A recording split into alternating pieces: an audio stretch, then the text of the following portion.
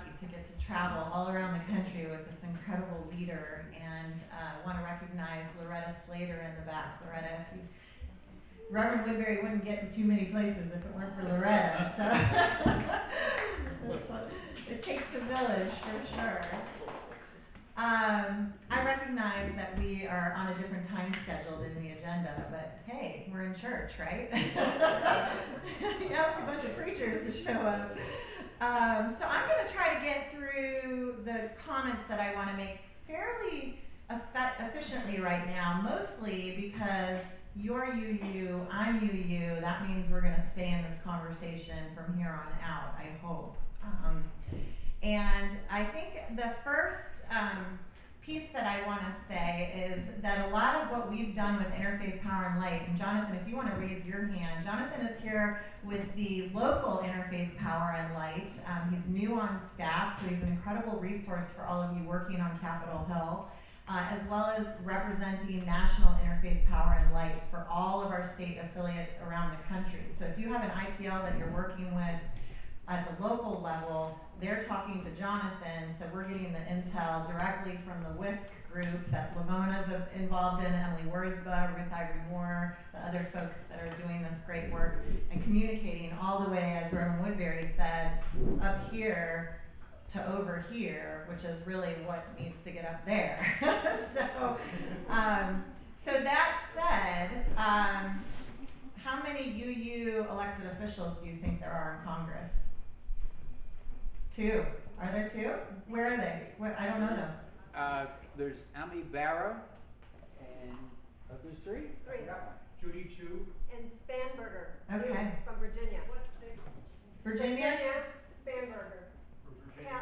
Chu from California. Judy Chu And is Ami Ami Barra also. Okay, so I'm going to make sure, I'm going to get those names from you, because while I'm on this trip to the Hill, I would like to go by all their offices and introduce myself. I think it's really, really important that we lift up our relatives, as it were, in relationship to our own theology, or for many UUs, that word isn't even something necessarily that we use. I know the language of creation care that's really been adopted by the faith movement in the climate action sphere also isn't necessarily the language of Unitarian Universalism. And as a UU director of an Interfaith Power and Light state affiliate and part of the national movement, I've learned to adopt some of my languages and my own belief systems because I want to meet people where they're at. And it's been fascinating for us to begin to power map our legislators to begin to understand where their faith traditions come from. And I'll speak directly to North Carolina from my experience in learning to better understand Senator Richard Burr as a Methodist and Senator Tom Tillis as a Catholic, and what it means to do faith-based activism and organizing from a decision maker's point of view. So sometimes I am not the best messenger for a very conservative Catholic. However, in our interfaith network, we work a lot with those folks. And so it's in that networking across our faith traditions that I think Unitarian Universalists are really, in many cases, best suited to be interfaith facilitators across the political and public policy movement. So we have a very unique role to play in the United States, and we do, as Reverend Woodbury said. Even in the South, in North Carolina, we have under 40 UU congregations in the whole state, and I think it's actually closer to under 30, if I recall. We can map those, but we're one of the strongest forces and are forward together, not one step back. We were on the front lines with Reverend Barber from day one with the moral movement, and continue to be so. So a good friend, Rabbi Fred Dodd, who's located here in DC, said UUs are only 0.3% of the population, but we are everywhere. And so thank you for being here. And when I think about the strong movement that came up, what does it mean to have a strong movement? Obviously, the history of religion globally is an incredibly strong movement. So I just want to speak to how we are seated in what Julian was referencing as far as these larger networks, and Reverend Woodbury referenced the U.S. Climate Action Network, which some of you might be familiar with. The acronym is USCAN, and it's part of the Interfaith Climate Action Network, ICAN. And there are, at least out of the 185 plus organizations that make up that network, at least a third of them, if not more, are faith-based. And we are growing presence, and it's that moral compass that everyone is coming back to. And I also think it's really important to remind politicians and people that are maybe coming at this from our secular brothers and sisters, and our partners with the Sierra Club and NRDC and Environmental Defense Fund and all of these other, big greens as we refer to them, is that language of a moral imperative has been adopted by the secular movement in a way that if we don't, as communities of faith, hold them accountable to that language, then we are losing our own reference point as to why we're here. So that justice first principle, and through the U.S. Climate Action Network, we have developed what we refer to as the Jedi Principles. And Jedi stands for justice first, justice, equity, diversity, and inclusion. And I think it's important as we reflect back, because some of you might be more familiar with those letters in the form of DEIJ, if you've ever heard that. And the difference between putting justice first versus diversity first shows that we are actually supporting the communities that have been most marginalized, our black and brown sisters and brothers, our indigenous relatives, rather than looking at it from a place that this group needs to become more diversified. So by putting justice first, we start with justice, move into the lens of equity, understand the values of diversity, and then we really become an inclusive movement. So I wanted to bring that to you and how that's been impacting our work across the Southeast in particular. There is a new network that formed out of the USCAN, the U.S. Climate Action Network, called the Southeast Climate Action Faith Leaders Network. And we're serving as an example of how to work regionally across the nation. So that's going to be something to watch in the future. And part of that has been in support of other newly formed network in the Southeast. The South is really organizing strong right now, and the Green New Deal has been a huge part of that. As far as there being a Southeast Climate and Energy Network that Reverend Woodbury is the chair of, and I'm serving on the board of directors for, and we are doing convenings all across the region. And one of the things that has come out of that is we did a workshop on the Green New Deal with the members of this network, and it was as simple as we all got stickies. So imagine, and we don't have time to do this today, but I'd love to demonstrate this on a webinar for you, or how you can take this home to your local congregation. But it's an opportunity to say, what is an absolute must-have in a Green New Deal? Okay? Before we get into the individual policy legislative pieces, what is a must-have? And let's get all those on the wall with the same color sticky. Then let's have an absolute no.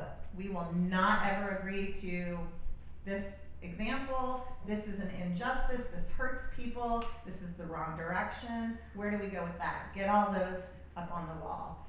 And then what is already in the values of the Green New Deal that we want to see continue? And because there's been a lot laid out in those principles. And Lavana, I don't know if you have shared yet with this group the faith principles for the Green New Deal. Yes, it's in their packets. Great. So that document has been distributed around Capitol Hill since it was released in the end of February. Interfaith Power and Light put it into our packets as we did our lobby visits. Lots of different denominations have come together over those shared principles for the Green New Deal. So what is in those that we need to really dig deep in our communities and begin to implement today, so we don't have to wait for some decision makers to sign a bill on it. We can just start living in that with those values. So that's a really easy exercise, and it's interesting. Colette Pichon Battle, who works with the Gulf, the Law Center for in the Gulf South, is doing this exercise all across the Gulf right now, and has collected all of these stickies, literally, like all of these must-have, can't-haves, and they are filtering up to the think tanks, like where Jillian is, and the others that were mentioned. Because what we also have learned is that the folks that are currently sitting in these seats in Congress, they don't know how to write this policy. They are super, super rusty. There hasn't been anything since the Waxman-Markey bill. There's just been nothing going on in this policy arena. And so they have to hear from communities about what needs to be in any piece of legislation. And I've heard up to the point you were talking about an omnibus bill, this is actually going to be separate pieces of legislation up to in the hundreds of documents. I mean, this is a massive, the biggest thing that we can ever imagine. And so what we do on the ground today, tomorrow you'll be on the Hill, the next day you go home, that's the important work that needs to happen. And so, again, I don't have a ton of time to get into it right now, but some of the language that I would like for you to think about going home is, it is important for us to understand, and for those of you that are from Chicago might be familiar with Reverend Otis Moss III and what an incredible preacher he is. And I saw him preach this summer, and he talked about really owning the corner that you stand on. And what does that mean? And he's an African-American pastor from the south side of Chicago. And he was speaking to a predominantly white, middle-class, upper-class group of folk. And he said, I don't expect you to come and stand on my corner and fix my problems. I need you to stand on your corner and understand what our issues are and work from your corner. And I think that's been really, really interesting for Unitarian Universalist congregations because of our sort of the kind of people that are drawn into our community and the access to resources and information that we've had. And some of the language that's come out of that is navigating pathways to power. And what access do we have to layers of power that we can help navigate other folks towards? And it's been interesting because as I travel around in our different congregations, asset mapping, the language of asset mapping is really becoming the driving force between doing this work in the climate justice movement, especially from a faith perspective, is really getting to know our own corners and who is in our congregations. And it's interesting because we do this work really well when it comes to caring circles, like if somebody's had a baby or somebody's in the hospital or somebody needs a ride to church or whatever it is. But when it comes to another aspect of where is our power, and really beginning to own that, and not feel like we have to, kind of shy away from it, but to own it and create pathways that power can navigate for our communities. So one campaign that I often jokingly suggest, but I'm getting really, really serious about it because it fits perfectly with the Green New Deal, which is please do not check your expertise at the door of your house of worship. And that goes across all congregations of all denominations, is that, as we say, here's the church, here's the steeple, open the door, here are the people. So we are the people, we know that, but we don't necessarily know our power. We don't necessarily know what we bring to the game plan and where we're going to go from that. And then in our communities, let's get back to that walkability model of most congregations are unless you live way out, in a very, very rural community where there usually aren't a lot of new congregation. If we could map, and this is a great thing to do with your youth groups as well, map a 5-mile radius around your congregation. And the first thing to do is figure out how many of the members of your congregation actually live in that 5-mile radius. So your physical facility in relationship to where your members are is the very first step to understand what your span is. And then begin to think about what different districts from a policy perspective. You're going to learn a lot about where people live, and just put it on a map. Just get a little map of your town or city or wherever you are, and just have pinpoints and have everybody, and then begin to understand where your clusters are in relationship to where you all physically live, and then begin to understand what is in between where I live and where I go to gather with my faith community. And you can do it from a biological diversity. That's where the kids get really excited. What birds are in this area? You know, what plants are in this area? Is it all a concrete jungle? You know, what other things? And just begin to play with where your corner is, and then even start walking around it. And in most cases, we're finding, regardless of what religious denomination you are, we have no idea. We are just so disconnected from our sense of place and space. And yet we're meaning to do really good work in the world. And so when we think about the enormous activity that needs to take in organizing around the Green New Deal, this is the very first place we can start, and we will be able to navigate pathways to power in ways that, you know, really bring us back to that notion of what the beloved community is. So there's a lot of different exercises. I'm all about the practical, hope-filled responses to these issues. I'd love for you to contact me. I'm really excited to join, I think, Allie and Lavona and another individual up in New York in next week on behalf of Unitarian Universalists to be a part of the Parliaments of World Religions conversation. I've been involved in the Parliament for a long time. And again, everything that we can be doing in organizing as Unitarian Universalists. I know we have the General Conference annually. We don't, though, gather at the state level, and we don't always gather in the regional or community level. And so those under 30 congregations in North Carolina, one of my goals in the course of the next year is to get us to all know each other and to begin to do something along the lines of having a collaboratory, beginning to understand our communities. If we don't even know ourselves, how are we going to be able to help anyone else? So I'm excited about that, and I'm so grateful to all of you. This is an incredible gathering, and I look forward to becoming friends with each and every one of you.